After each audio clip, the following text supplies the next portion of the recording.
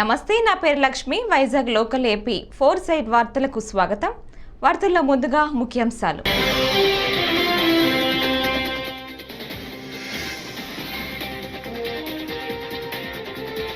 ఉగాది పూజా కార్యక్రమాల్లో పాల్గొన్న CM YS Jagan దంపతులు.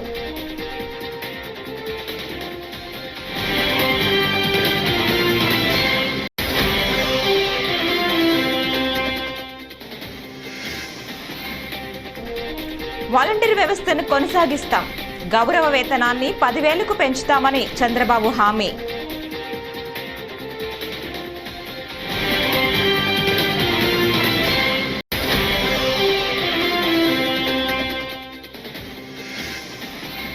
క్రోధినామ సంవత్సరంలో కూటమి ప్రభుత్వాన్ని స్థాపిస్తాం, పవన్ కళ్యాణ్ ధీమా వ్యక్తం.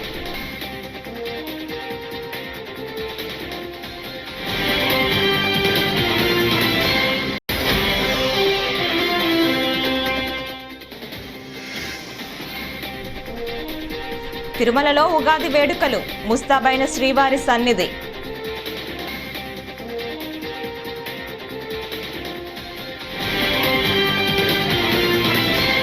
వార్తల్లో ముందుగా వైఎస్ఆర్ కాంగ్రెస్ పార్టీ అధ్యక్షులు సీఎం వైఎస్ జగన్మోహన్ రెడ్డి, ఆయన సతీమణి వైఎస్ భారతమ్మలు ఉగాది పూజా కార్యక్రమాల్లో పాల్గొన్నారు. వైఎస్ జగన్ చేపట్టిన మేమంత సిద్ధం బస్సు యాత్ర ప్రస్తుతం పల్నాడు జిల్లాలో కొనసాగుతోంది.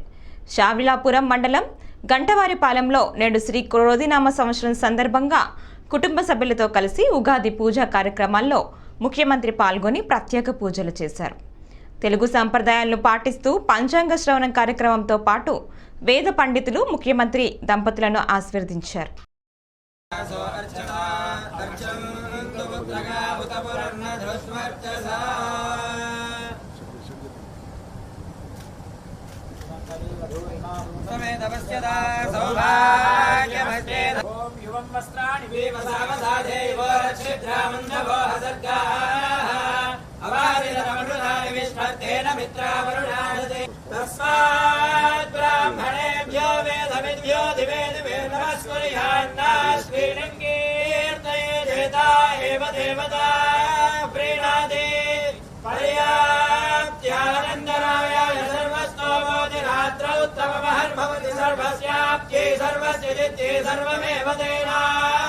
శ్రీనివాస కులదైవతన్నః శ్రీ శ్రీనివాస పరమాగణః పత్రాక్షే భాగ్యలక్ష్మీ కరదలకమలే సర్వదా ధారలక్ష్మీ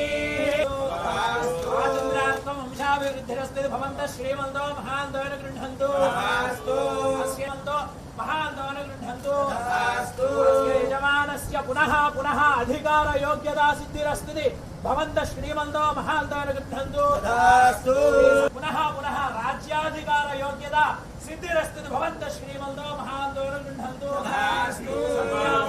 మోహన్ రెడ్డి నామదేశ రాజపీడ నివృత్తి ద్వారా మహారాజ అఖండ ఐశ్వర్య యోగ్యతా ప్రసిద్ధి ద్వారా మహారాజ యోగ్యతా ఫల సిద్ధిరస్తు.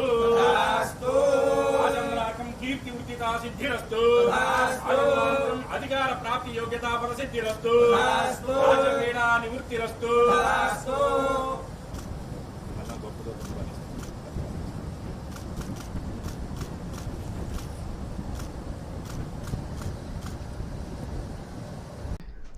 జనసేన అధినేత పవన్ కళ్యాణ్ ఉగాది వేడుకల్లో పాల్గొన్నారు. కాకినాడ జిల్లా పిఠాపురం నియోజకవర్గం చ్రేబోలులో నిర్వహించిన ఉత్సవాలకు సోదరుడు నాగబాబు, తేదేపా నేత మాజీ ఎమ్మెల్యే వర్మ, జనసేన నేతలతో కలిసి హాజరయ్యారు. పవన్కు వేద పండితులు ఆశీర్వచనం అందించారు. అనంతరం పవన్ కళ్యాణ్ మాట్లాడుతూ ప్రజలంతా బాగుండాలని మనస్ఫూర్తిగా కోరుకుంటున్నట్లు చెప్పారు. పిఠాపురం నుంచే విజయకేతనం ఎగురవేయబోతున్నామని, క్రోధినామ సంవత్సరంలో కూటమి ప్రభుత్వాన్ని స్థాపిస్తున్నామన్నారు.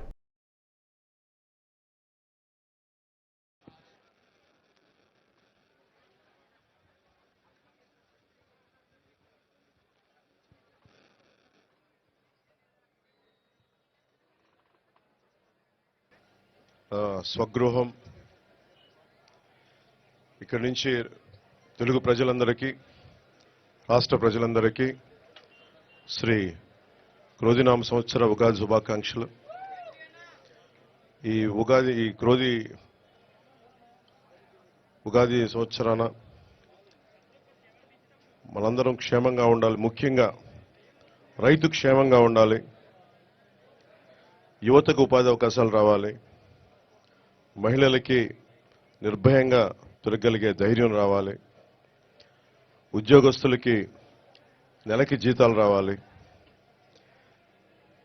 కార్మికులకి, ప్రతి ఒక్కరికి, రైతు కూలీలకి, రైతులకి అందరికీ ఉపాధి అవకాశాలు, లాభాలు రావాలి. ప్రతి ఒక్కరూ ఆనందంగా ఉండాలి. ఈ రోజున ప్రత్యేకించి ఈ ఉగాది పండుగ కోసం వచ్చిన శ్రీ వర్మ గారికి, బీజేపీ అధ్యక్షులు రాజు గారికి, కాకినాడ పార్లమెంట్ ఎంపీ అభ్యర్థి శ్రీ ఉదయ్ శ్రీనివాస్ గారికి, ముఖ్యంగా పిఠాపురంలో నేను పోటీ చేయాలి అని చెప్పి ఒక 2 సంవత్సరాల ముందు ఆయన ఆకాంక్షను వెలబుచ్చి ఓడూరి నాగేశ్వరరావు గారి దంపతులకి ప్రత్యేకించి హృదయపూర్వక ధన్యవాదాలు. మనస్ఫూర్తిగా ఒక నియోజకవర్గం నుంచి ఇంతమంది కోరుకుంటారు ఇక్కడికి రావాలని అంటే, నాకు ఆ రోజున పిఠాపురం ప్రజల తాలూకు గొంతుని, ఆకాంక్షని ఆ తల్లి ఓడూరి నాగేశ్వరరావు గారి దంపతుల ద్వారా నా దృష్టికి తీసుకొచ్చింది.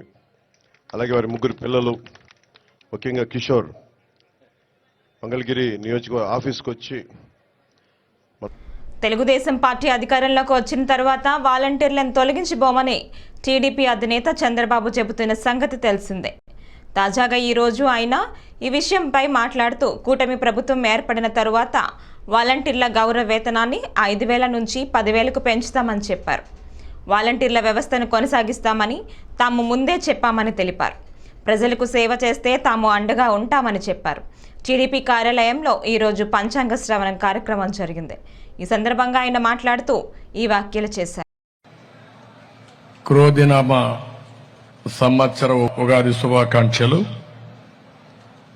ఈరోజు మనం అందరం కూడా తెలుగు జాతి పెద్ద ఎత్తున జరుపుకునే ఏకైక పండుగ, 2 రాష్ట్రాల్లో ఉండే తెలుగు ప్రజలకి, దేశ విదేశాల్లో ఉండే తెలుగు ప్రజానీకానికి, తెలుగు జాతికి మొత్తానికి క్రోధనామ సంవత్సర ఉగాది శుభాకాంక్షలు తెలియజేస్తున్నా. మనందరికీ ఇది ఒక విశిష్టమైన పండుగ. మన జీవితాల్లో రాబోయే 1 సంవత్సరాల్లో దశ దిశ నిర్దేశించుకునే వేడుక ఇది. ఇది వారసత్వంగా మనకు సంక్రమించిన సంపద. ప్రతి ఒక్క వ్యక్తి కూడా ఈ పండుగ రోజున మనం అందరం ఆలోచించుకుంటాం. జనవరి 1వ తారీఖున మనకు ఇంగ్లీష్ క్యాలెండర్ ప్రకారం న్యూ ఇయర్ వచ్చిన తెలుగు జాతికి నూతన సంవత్సరం ప్రారంభం ఈ రోజే. అది మన సాంప్రదాయం. మన దేశంలో ఇంకొకసారి చూస్తే పండుగలన్నింటికీ ఒక ప్రత్యేకత ఉంది. ప్రకృతికి, కాలానికి సంబంధం ఉంది. ఇది కూడా మనం గుర్తుపెట్టుకోవాల్సిన అవసరం ఉంది. అందుకే మన దేశంలో 6 తిరుమల శ్రీవారి ఆలయంలో శ్రీ క్రోధినామ సంవత్సర ఉగాదిని వైభవంగా నిర్వహించడానికి తీతేద ఏర్పాట్లు చేసింది. ఉగాది నుంచే తిరుమలేసుని ఆలయ కార్యక్రమాలు, ఉత్సవాలు ప్రారంభమవుతాయి. మంగళవారం ఉదయం 7 గంటల నుంచి 9 గంటల మధ్య ఉగాది ఆస్థానం పేరుతో ప్రత్యేక కార్యక్రమాలు నిర్వహించనున్నారు.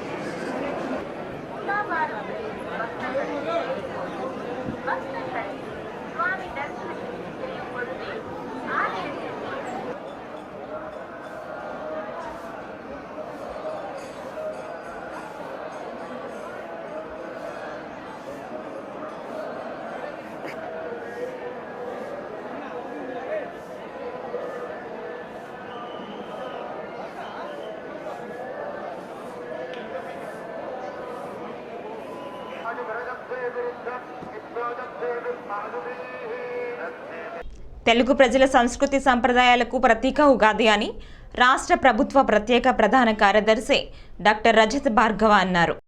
శ్రీ క్రోధినామ సంవత్సరంలో ప్రజలందరూ సుఖ సంతోషాలతో జీవించాలని, అన్ని విధాల పురోగతి సాధించాలని, అంతా శుభమే జరగాలని కోరుకుంటున్నట్లు తెలిపారు. మంగళవారం ఎన్టీఆర్ జిల్లా కలెక్టరేట్ శ్రీ పింగళి వెంకయ్య సమావేశ మందిరంలో ఉగాది వేడుకలలో ఆయన పాల్గొన్నారు.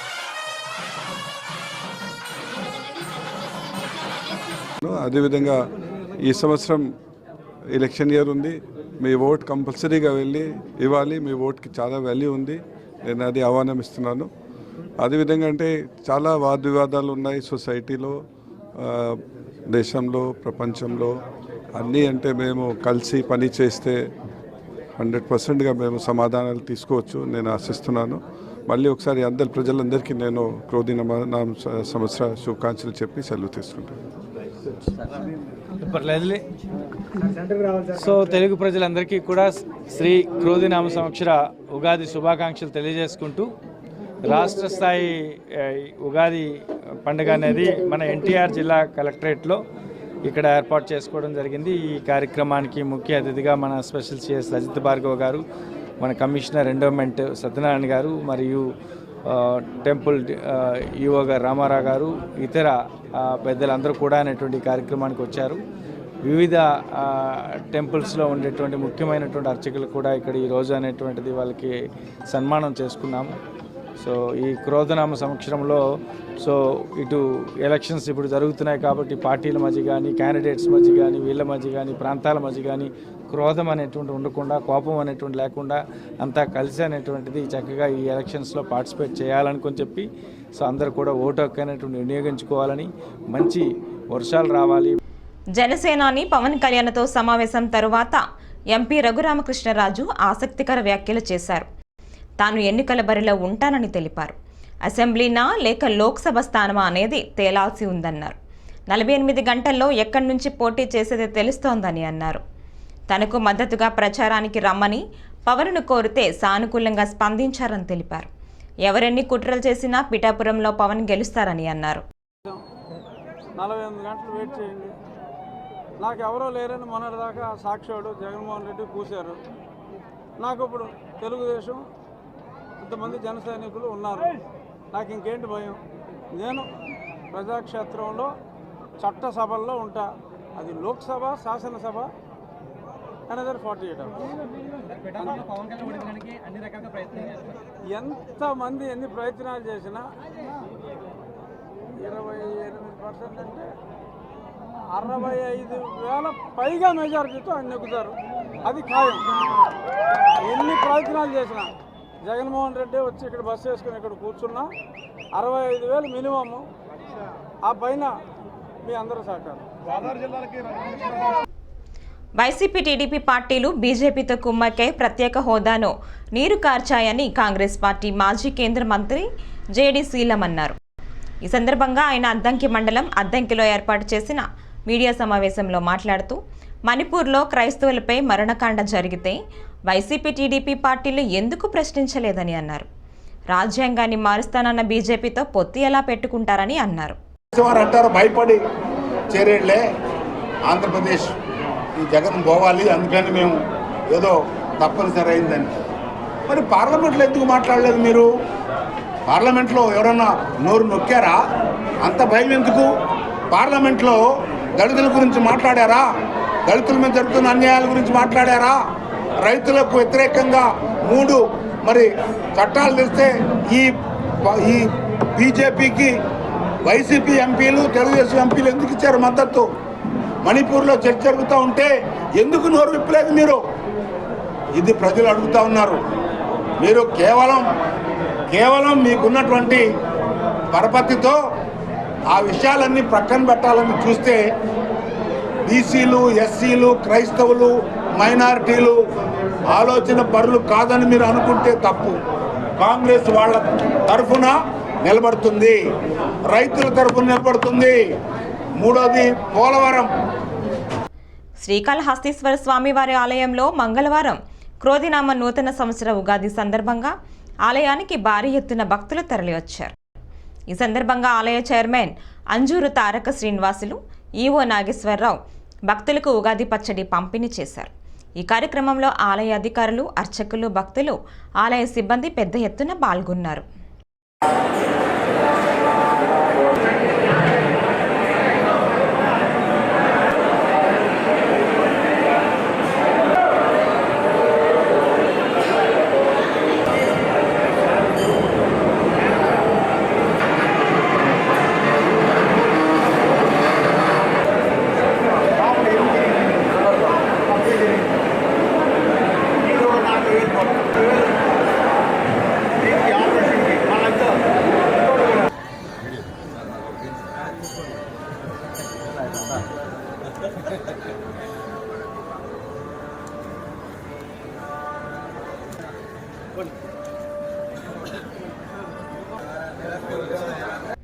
జనసేనకు సోమవారం రాజీనామా చేసిన విజయవాడ వెస్ట్ ఇన్ఛార్జ్ పోతిన మహేష్కు తిరుపతి ఇన్ఛార్జ్ కిరణ్ రాయల్ సోమవారం తిరుపతిలో కౌంటర్ ఇచ్చారు.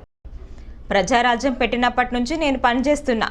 నీలాగే నేను తిరుపతి ఎమ్మెల్యే టికెట్ ఆశించినా రాలేదు. అయినా నీలాగే ఎవరిని విమర్శించలేదు. వైసీపీ ఇచ్చిన స్క్రిప్ట్ను మహేష్ చదివారు. ఇష్టరీతిన మాట్లాడిన ఆయన పవన్ కళ్యాణ్కి క్షమాపణ చెప్పాలని ఆయన డిమాండ్ చేశారు. ఇవన్నీ చూస్తున్నాం మనం. యాక్చువల్లీ నేను ప్రెస్ మీట్ పెట్టాల్సిన దాని మీద నేను అందుబాటులో లేను, వేరే ఊర్లో ఉన్నా కాబట్టి వీడియో వచ్చేసి పంపించాల్సి వస్తుంది.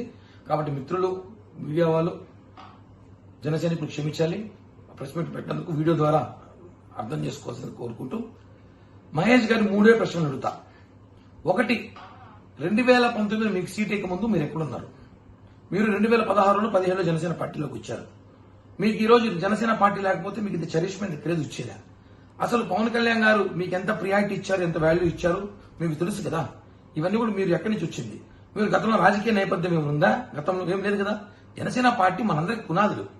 మనకందరికీ జనసేన పార్టీ పవన్ కళ్యాణ్ గారు భిక్ష పెట్టారు. ఈ రోజు మన పవన్ కళ్యాణ్ గారు ఏదో వ్యూహాలు, ఆశయాలు ఉన్నాయి కాబట్టి అర్థం చేసుకొని పోవాలి. ఇప్పుడు నేనున్నాను, ఉదాహరణకి ప్రజారాజ్య పార్టీ నుంచి పనిచేస్తున్నా. 2014లో నుంచి జనసేన పార్టీ పెట్టిన రోజు నుంచి ఉన్నాను. మీకన్నా ముందు నుంచే ఉన్నా. నేను ఉన్నా, మొన్నటి ఇన్ఛార్జిగా ఇచ్చారు, తిరుపతిలో పనిచేస్తున్నా. ఏదో సీట్ ఆశించా, రాలేదు. ఎవరు వైసీపీ అతను సీట్ ఇచ్చారు, దాని మీద నేను కొంచెం అలిగున్నా, నచ్చలేదు. ఇష్టం ఉంటే పనిచేస్తా అభ్యర్థికి, లేదంటే పిఠాపురం పోయి పవన్ కళ్యాణ్ గారి పని చేసుకుంటా. అంతేకాని ఎక్కడ కళ్యాణ్ గారి గురించి మాట్లాడను కదా. ఎందుకంటే నిజమైన జనసైనికులు అలా ఉంటారు, పవన్ కళ్యాణ్ గారి మనుషులు అలా ఉంటారు. ఏదో వైసీపీ ఇచ్చిన స్క్రిప్ట్, వైసీపీ పంపించిన 3 పేజీలు మీరు తీసుకుని చదవడము, దాన్ని బీసీ కార్డు పెట్టడం కరెక్ట్ కాదు.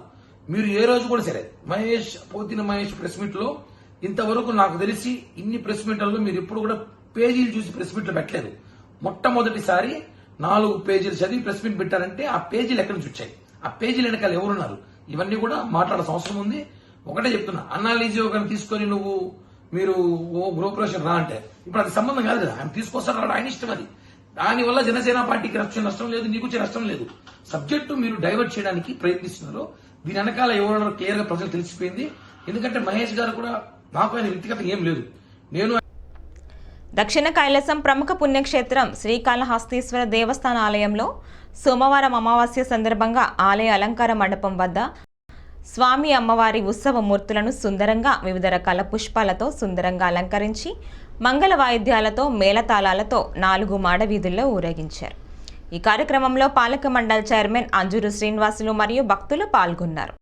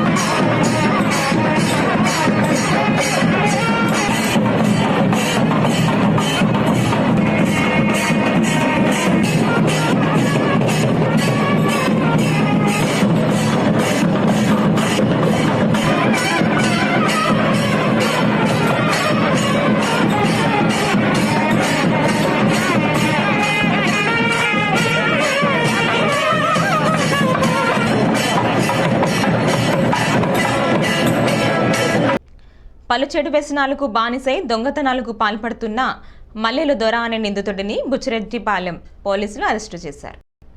సోమవారం సమావేశం నిర్వహించారు. డీఎస్పీ వీరాంజనేయుల రెడ్డి ఈ సమావేశంలో విషయాన్ని వెల్లడించారు. ఒంటరిగా ఉన్న మహిళ వద్ద చైన్ స్నాచింగ్ చేసేవాడని తెలిపారు. అతని వద్ద నుంచి దాదాపుగా 12 బంగారు చైర్లు, 7 స్కూటీలు స్వాధీనం చేసుకున్నారు.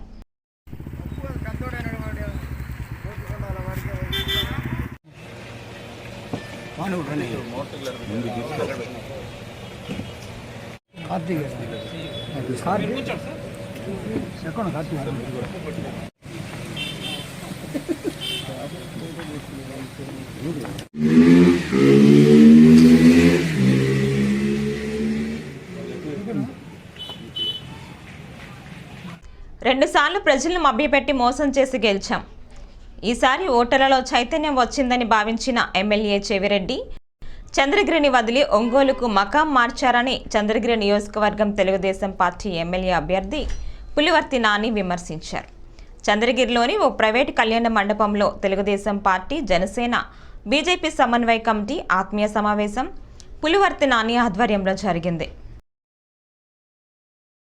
Party, Janasena party, BJP party కుటుంబ సభ్యులందరూ కూడా పేరు పేరు నమస్కారాలు. ఈరోజు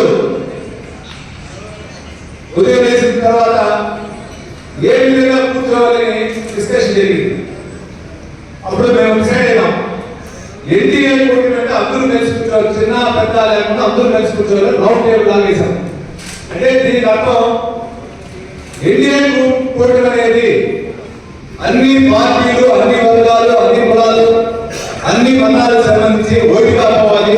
5,000 ఓటుగా కలిస్తే పిటికలు అవుతానే 7,000 కూర్చోగలుగుతాం. దాని రాష్ట్రాన్ని ఈరోజు మనం ఇక్కడికి స్టార్ట్ చేయాలని ఉద్దేశం జరిగింది. దీన్ని మనం ప్రతి ఒక్కరు కూడా గుర్తించుకొని అందరూ ఒకటే, మనమందరూ ఒకటే. దీనికైతే 100% చంద్రగిరిలో గెలుస్తాం. ఆనాటి పాలించిన రాయలవారి కోట పైన తెలుగుదేశం జెండా 20 సంవత్సరాలు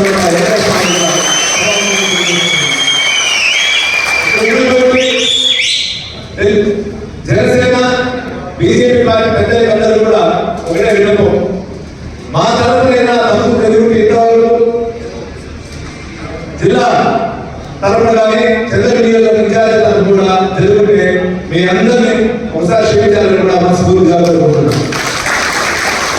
ఏదైనా అటువంటి వస్తే కూడా ఇప్పుడే మన కుమార్ చెప్పారు, మండల స్థాయి విద్యా వ్యవస్థలో జగన్మోహన్ రెడ్డి హయాంలో రాష్ట్రం నెంబర్ 1 స్థానానికి వచ్చిందని రాష్ట్ర పౌర సరఫరాల శాఖ మంత్రి కారుమూరి వెంకట నాగేశ్వరరావు అన్నారు. మంగళవారం తణుకు ఆర్టీసీ బస్టాండ్ ఎదురుగా ఆటో డ్రైవర్లు యూనియన్ నాయకులతో ఏర్పాటు చేసిన ఆత్మీయ సమావేశంలో మంత్రి పాల్గొని మాట్లాడారు. చంద్రబాబు హయాంలో 15వ స్థానానికి వెళ్లిన రాష్ట్రం జగన్మోహన్ రెడ్డి సారథ్యంలో 1వ స్థానానికి చేరుకుందని మంత్రి అన్నారు.